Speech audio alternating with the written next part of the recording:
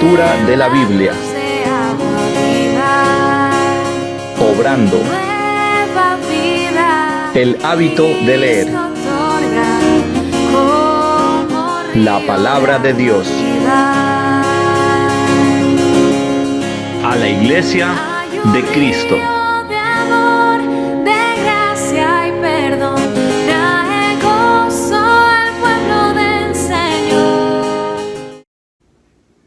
Hola hermanos, ¿cómo están? Voy a pedirles por favor que preparen su Biblia en la primera epístola de Pablo a los Corintios, capítulo 7 al 9. Voy a dar lectura a la versión Reina Valera 1960, así que les pido de favor que vayan abriendo sus Biblias.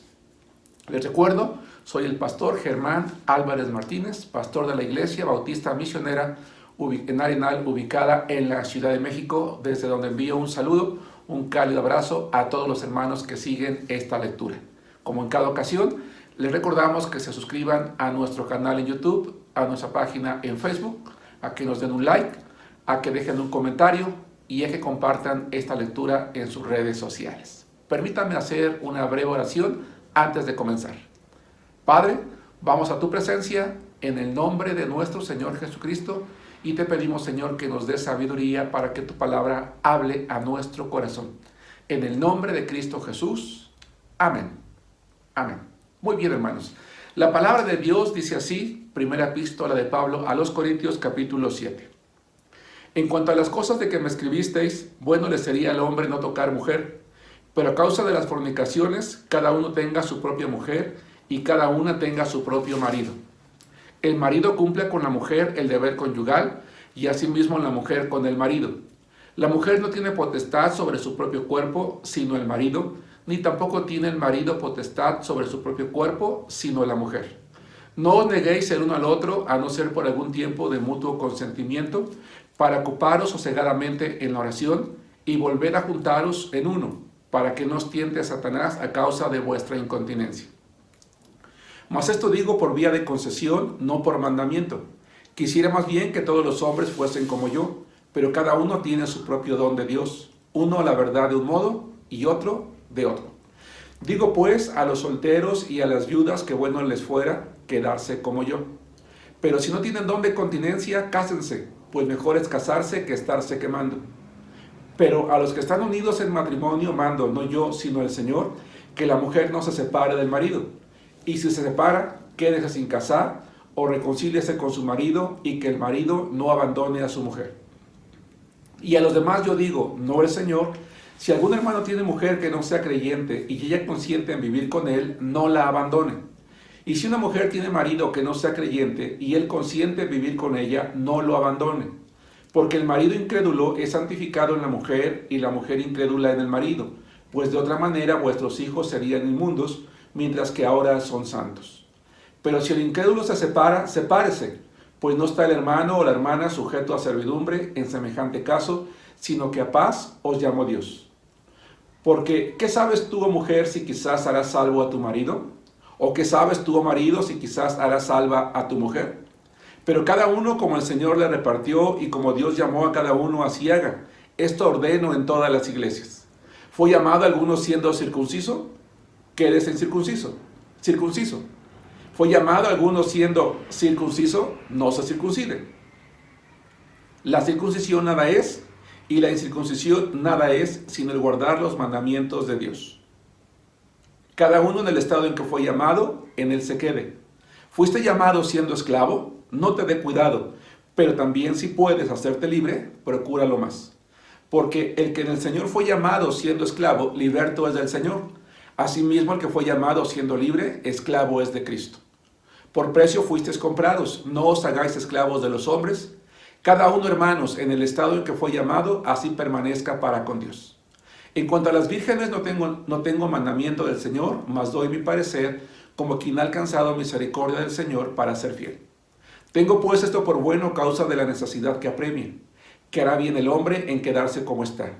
¿Estás ligado a mujer? No procures soltarte. ¿Estás libre de mujer? No procures casarte. Mas también si te casas, no pecas. Y si la doncella se casa, no peca. Porque los tales tendrán aflicción de la carne, y yo os las quisiera evitar. Pero esto digo, hermanos, que el tiempo es corto.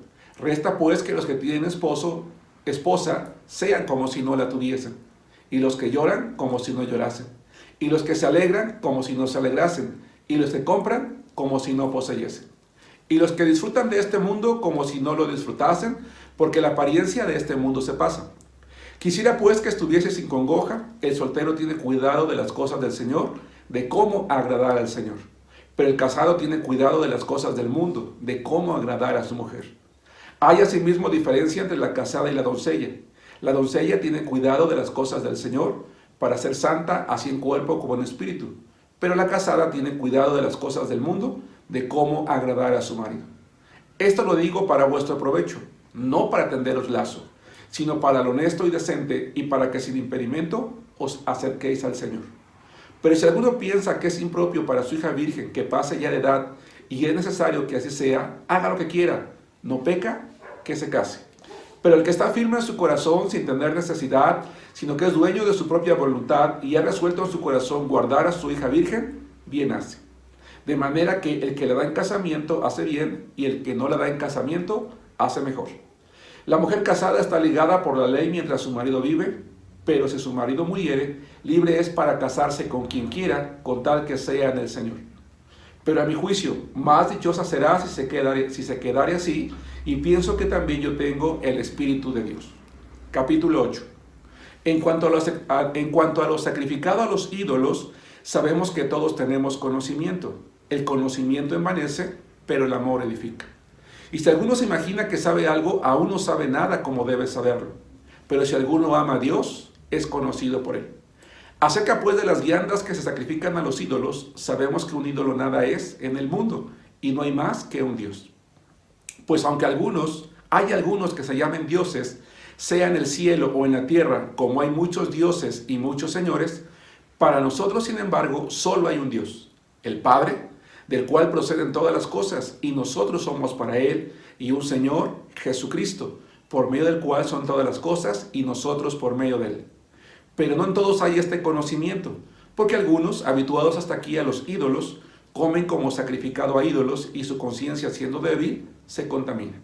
Si bien la vianda no nos hace más aceptos ante Dios, porque ni porque comamos seremos más, ni porque no comamos seremos menos, pero mirad que esta libertad vuestra no venga a ser tropezadero para los débiles. Porque si alguno te ve a ti que tienes conocimiento, sentado a la mesa en un lugar de ídolos, ¿la conciencia de aquel que es débil no será estimulada a comer de lo sacrificado a los ídolos? Y por el conocimiento tuyo se perderá el hermano débil por quien Cristo murió.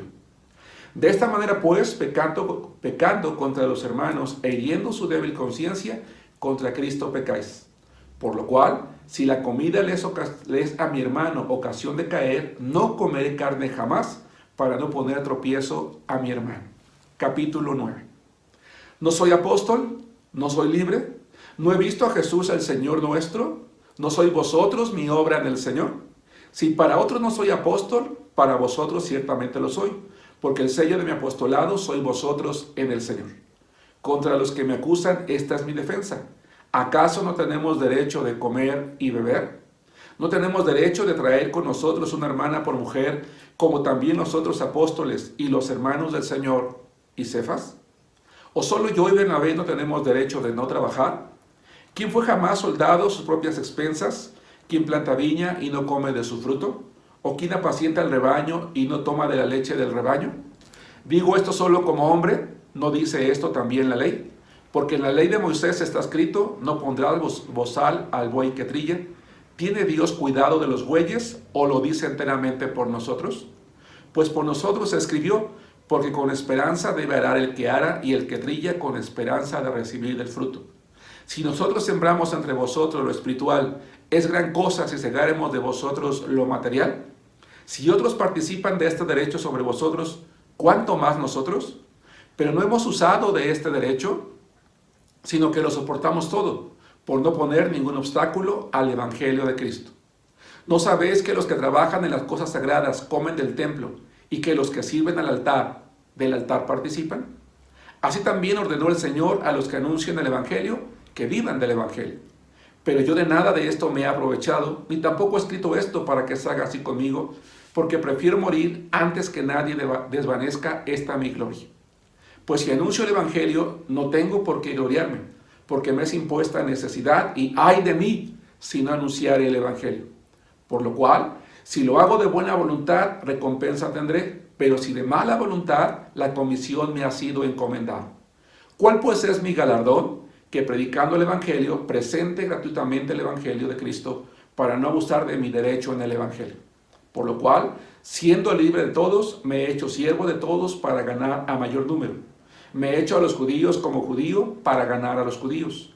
A los que están sujetos a la ley, aunque yo no esté sujeto a la ley, como sujeto a la ley para ganar a los que están sujetos a la ley. A los que están sin ley, como si yo estuviera sin ley, no estando yo sin ley de Dios, sino bajo la ley de Cristo, para ganar a los que están sin ley. Me he hecho débil a los débiles para ganar a los débiles. A todos me he hecho de todo, para que de todos modos salve a algunos. Y esto hago por causa del Evangelio, para hacerme copartícipe de él. ¿No sabéis que los que corren en el estadio, todos a la verdad corren, pero uno solo se lleva el premio? Corred de tal manera que lo obtengáis. Todo aquel que lucha, de todo se abstiene. Ellos a la verdad para recibir una corona corruptible, pero nosotros una incorruptible. Así que yo de esta manera corro, no como a la aventura. De esta manera peleo, no como quien golpea al aire, sino que golpeo mi cuerpo y lo pongo en servidumbre, no sea que habiendo sido heraldo para otros, yo mismo venga a ser eliminado. Hermanos, la epístola de Pablo a los Corintios es una epístola extraordinariamente hermosa.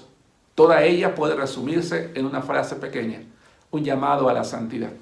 La iglesia de Corinto tenía una serie de problemas que seguramente ustedes ya escucharon comentar con los otros varones que están compartiendo conmigo o que mutuamente compartimos la palabra de Dios.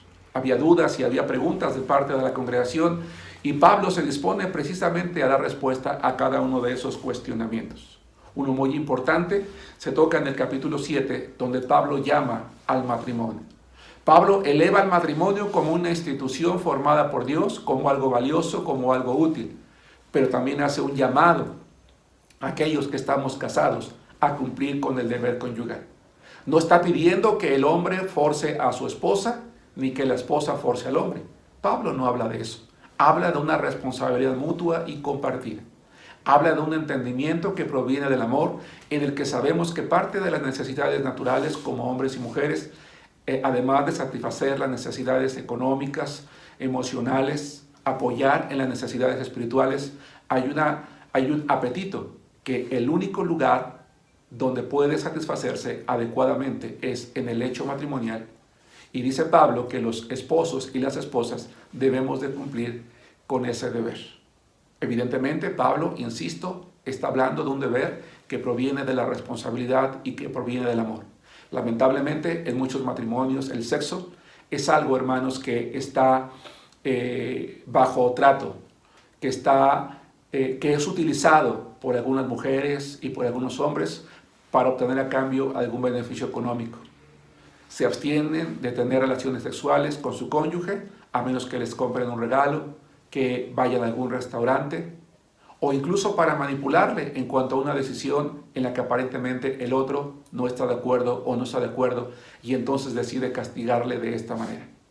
Quien así actúa, está actuando en contra de los mandamientos de Dios. Está actuando carnalmente y está exponiéndose a sí misma o a sí mismo, según sea el caso, a la tentación de Satanás, y está exponiendo también a su pareja a lo mismo.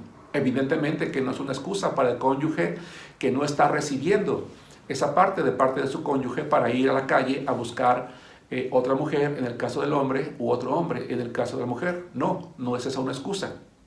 Pero debemos de considerarnos como esposos y no colocarnos en una situación en la que Satanás puede tentarnos.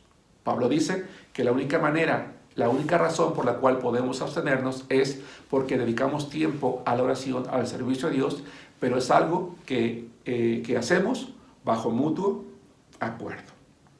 Un aspecto más que llama la atención, hermanos, una enseñanza más que podemos extraer, está en el capítulo 8.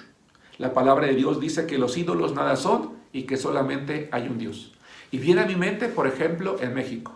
En México Las personas están acostumbradas, por ejemplo, en el mes de noviembre, cuando se celebra el Día de Muertos de niños y de adultos, a poner una ofrenda en un altar, porque según ellos, sus muertos vienen a comer. Lamentablemente, esos altares que están ofreciendo, no lo están ofreciendo a los muertos, porque los muertos ya no salen de sus tumbas y sus espíritus no salen a vagar. Ese es un engaño terrible que una religión, una de las religiones mayoritarias en el mundo, ha colocado en la mente del ser humano, pero esto es mentira. Esto no es así. Es una forma de engañar a las personas y es una forma de aferrarse al recuerdo de aquellos seres que han muerto. Los muertos ya no vuelven. Así que esas ofrendas, lamentablemente, no las ofrecen, insisto, ni a un muerto ni a Dios. Y cuando hay una ofrenda que se ofrece a un santo o a un ídolo, en realidad no se está ofreciendo a un santo o a un ídolo, porque los ídolos nada son. En realidad, dice esta epístola un poquito más adelante, que se ofrece a los demonios. Así que tengamos cuidado. Sin embargo, ¿qué pasaría si un día una persona trae una fruta, trae un pan y se lo comparte a un creyente? ¿Debe de comer o no debe de comer? Si la otra persona no sabe que esa persona es creyente, claro que puede comerla, porque los alimentos que nosotros comemos son santificados a través de la oración por Dios. Pero si esa persona sabe que somos creyentes, entonces por testimonio a ella no debemos de comerlo. Pero ¿qué pasa si esa persona no sabe que yo soy creyente y me la da, pero cerca de mí hay un nuevo hermano en la iglesia que estuvo acostumbrado también a comer eso que fue sacrificado? ¿Debo de comerlo? No, porque ese hermano nuevo que acaba de llegar a la iglesia, en su mente y en su corazón está la costumbre de que está comiendo algo que fue sacrificado y por testimonio a él no debo de comerlo. Este es un llamado de atención a la iglesia. Dice Pablo que si lo que yo como es causa de tropiezo a mi hermano, no lo comeré jamás. Los cristianos, lamentablemente, que aparentemente somos maduros, que tenemos mayor conocimiento, que tenemos más tiempo en la iglesia, cometemos graves errores y no consideramos el testimonio de los nuevos creyentes de la iglesia. ¿Cómo hablo? ¿Cómo como? ¿Cómo vivo? ¿Cómo me visto? ¿Cuáles son mis costumbres? Si todo eso puede ser causa de tropiezo a mi hermano, que no tiene conocimiento como yo, dejaré de hacerlo con tal de no ser de tropiezo para él, porque debo de pensar primero en el bien de mi hermano, porque si no, entonces yo estaré pecando contra él y estaré destruyendo la obra que Dios está construyendo en su corazón. Debemos de tener cuidado de que todas nuestras acciones edifiquen a los nuevos creyentes de la iglesia y no que destruyan su fe o que los llenen de confusión. El capítulo 9 es un capítulo también muy interesante y hay muchas cosas que podemos sacar de aquí. Quiero yo extraer una nada más.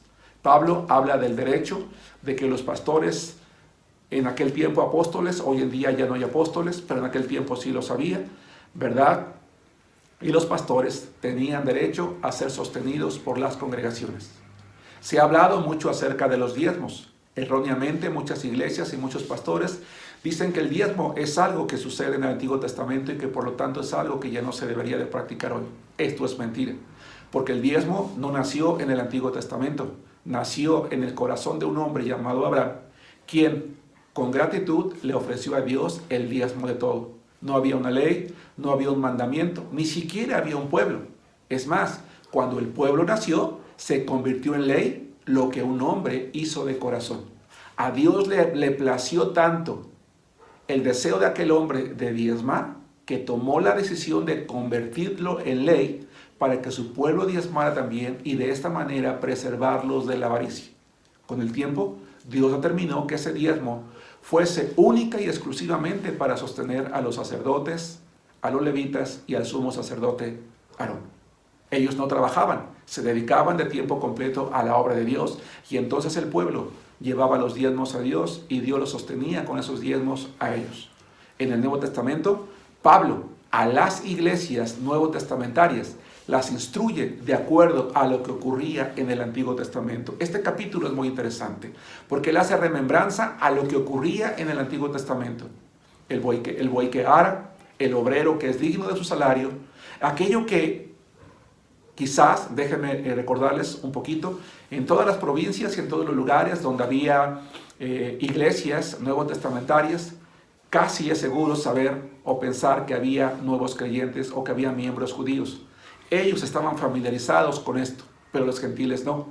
Así que Pablo utiliza el Antiguo Testamento para enseñarle a las iglesias testamentarias, que la misma práctica que ocurría en el Antiguo Testamento cuando se ordenó cómo sostener a los hombres que se dedicaban al servicio a Dios, lo hicieran ellos también. Y entonces una iglesia hoy tiene la responsabilidad de sostener económicamente a su pastor. ¿Con qué? Con los diezmos. Las ofrendas son para suplir otras necesidades materiales que hay en el templo o en la iglesia, pero el diezmo es exclusivo para que él tenga lo suficiente para sus necesidades. Una iglesia responsable debería de preocuparse porque su pastor tenga todo lo necesario para él y para su familia. Eso es algo muy interesante. Y finalmente, una cuarta enseñanza que puedo extraer de aquí es la que dice el apóstol Pablo, el versículo 27. Sino que golpeo mi cuerpo y lo pongo en servidumbre, no sea que habiendo sido heraldo para otros, yo mismo venga a ser eliminado. Lamentablemente, algunas iglesias utilizan este pasaje para justificar la pérdida de salvación porque dicen que Pablo aún mismo creía que podía ser eliminado. Esto es mentira también. Lo que Pablo está trayendo a la memoria eran las competencias atléticas que ocurrían en aquel tiempo, en la que en el estadio, en la parte alta, aquellos atletas que iban corriendo, había un árbitro. Ese árbitro veía que el atleta no violara alguna norma, no violara algún reglamento, porque si lo violaba, él era eliminado de la carrera, ya no tenía derecho a un premio. Pablo ve la vida cristiana como una carrera y ve a Dios, ve a Jesucristo como nuestro juez que nos está mirando. Está mirando la carrera cristiana de cada uno de nosotros. Y si nosotros violamos los mandamientos, las normas de Dios, no vivimos conforme a su voluntad, no nos sometemos a las reglas de vida cristiana, entonces nosotros, cuando estemos delante de la presencia de Cristo, lejos de recibir coronas en el cielo, ¿verdad? En realidad, lo que vamos a recibir es nada, porque aquel atleta que era sacado de la competencia no dejaba de ser atleta, pero no recibía nada. De tal manera que yo te invito, hermano, hermana, a que tú y yo corramos, pero no como a la aventura, que corramos con una meta, con un propósito, agradar a Dios, con nuestros hechos, con nuestras acciones, que vivamos de tal manera que cuando Cristo venga por nosotros y estemos en su gloria, Él nos reciba en el cielo, con dones y coronas por todo aquello que nosotros hicimos para honrar su nombre. Espero que esta lectura y breve meditación traiga bendición y enseñanza a la vida de cada uno de ustedes. Les invito a inclinar sus cabecitas. Vamos a orar una vez más. Padre amado, gracias por la belleza, la hermosura, Señor, la profundidad de tu palabra. Que cada una de las enseñanzas que hemos extraído hoy y aquellas que aún están aquí sean útiles, Señor, para la vida cristiana de cada uno de nosotros. Envía bendición al hogar de todas las personas que ven, Señor, esta lectura, en el nombre de Jesucristo. Amén. Hermano, danos un like, suscríbete al canal en YouTube, a nuestra página en Facebook, déjanos un comentario. Un placer estar contigo. Te esperamos en la siguiente lectura devocional. Que Dios te bendiga.